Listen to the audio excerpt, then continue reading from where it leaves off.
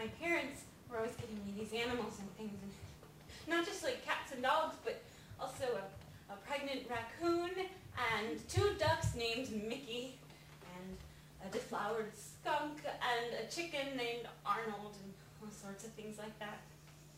They were really dumb. Not the animals, my parents. Well, you know how dumb they are? And the house we lived in was too close to the road. And what happens when you live too close is that all of your animals get splattered, always on the road. And your brothers are always having to go out with a shovel and scrape them off and take them someplace to bury. And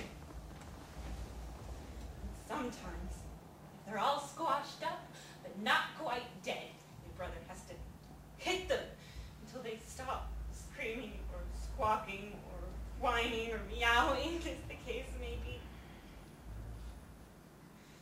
And giving them names makes it worse. But I loved to, and I couldn't help it, and I did.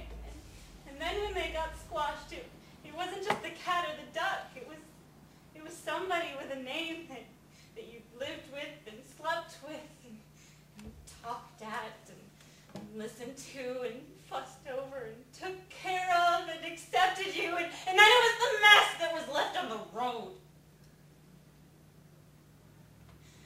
And after the last one got squashed, which was a small, bow-legged kitten named Clarence, aged 6 months, who was sort of dumb and loved me a lot and wanted nothing more than to just be alive and play with some piece of string or something. After that last one, I made my stupid parents promise never to get me anything that was alive again, because I had learned what was true, and still is true, that there is no excuse and no way ever to make up for the millions and millions and millions of innocent, betrayed, and squashed up dead. And nobody's parents and nobody's God was ever going to be able to explain that and make it okay.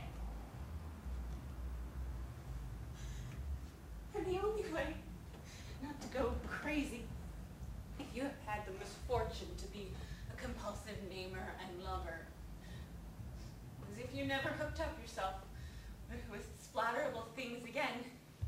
Because then it can never be your fault for having them or needing them.